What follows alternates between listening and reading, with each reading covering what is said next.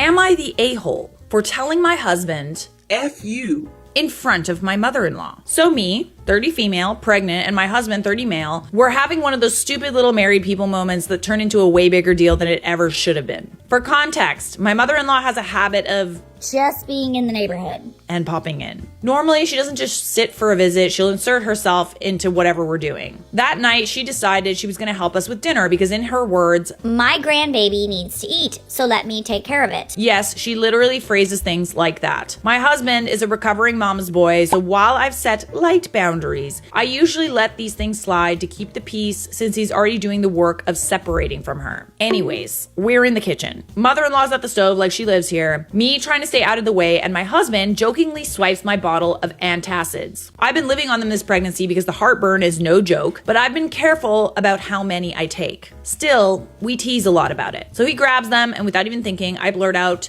F you. It wasn't angry, it wasn't serious. It was in the same tone you'd say, give it back, you brat. My husband 100% knew I was kidding because he immediately smiled and shot back with, I love you more. That's just our banter. But mother-in-law, you would have thought I just called him every name under the sun and threw the antacid bottle at his head. She froze, spatula in hand, and looked at me like she was about to faint.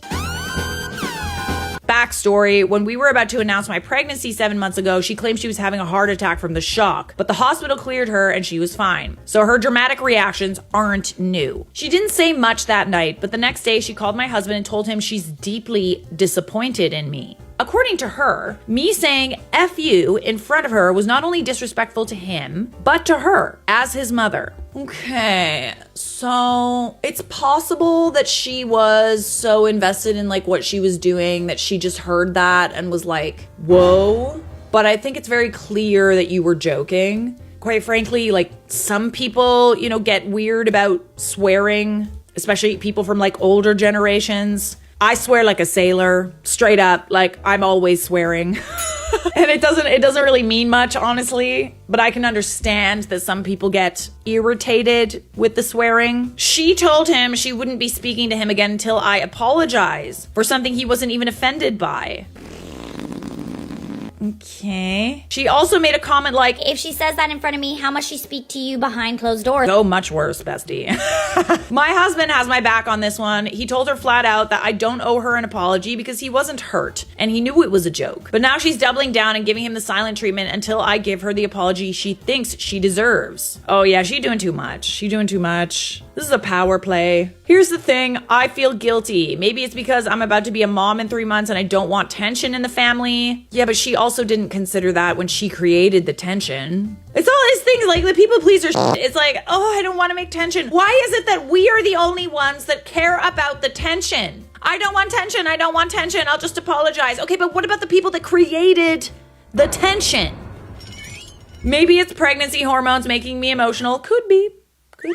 But I hate the thought of my husband being essentially blacklisted by his mom over this. At the same time, I know if I cave and apologize, I'm setting the precedent that mother-in-law gets to insert herself into every little inside joke, misunderstanding, or interaction between us, and then demand an apology if she doesn't like it. So, just to get extra opinions, am I the a-hole? Obviously not. But I think you're wondering like whether or not you apologize, not just if you're the a-hole here. I feel like there could be an opportunity to have a discussion with her just to clarify a few things. I wouldn't overtly apologize to her. You have nothing to apologize for. You could just kind of sit her down and be like, hey, listen, like, could I understand a little more about like why you were offended by like our interaction the other day and like get her to explain it to you and then just be like, so this kind of banter is like kind of normal and like maybe you were a little distracted and you just heard the bad word and you assumed that it was me being disrespectful, but it really was just,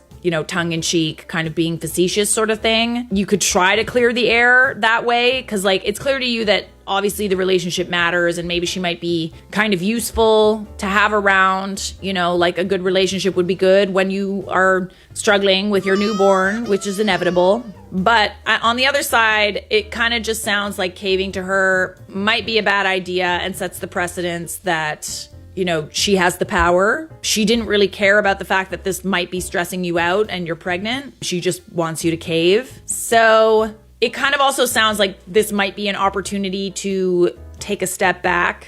But in the event that you decide to take a step back, it's always good to have like a little bit more information. So like rather than, you know, a lot of the times when there's conflict, it's almost always miscommunications, like almost always. People get offended without like understanding, you know, people's tones or where everyone's coming from. So I always like to, before I cut people off, have like a moment where we try to like clarify why we're upset and try to hear the other person out, you know, set boundaries. And if those boundaries are not respected, then I tend to like, you know, just to be sure. And then when we, you know, have those conversations where we clarify, pay attention to things like gaslighting, paying attention to things like playing the victim, you know, and if they're doing all of that, it's really, really dumb. Like this is, I'm sorry, but this is really dumb. I think that there could be an opportunity here to take a step back from her, which is kind of what you want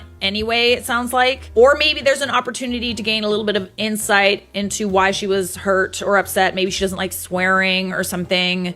I don't know. Not the a-hole, enjoy the silent treatment and stop keeping the peace. It's always funny when people like you don't want to talk to are stonewalling you. They think that they're being manipulative and it's like, oh, they'll come around. Like, man, they're gonna come to me and bet and grovel. But it's like, no, like I actually like don't want to talk to you. So this is great.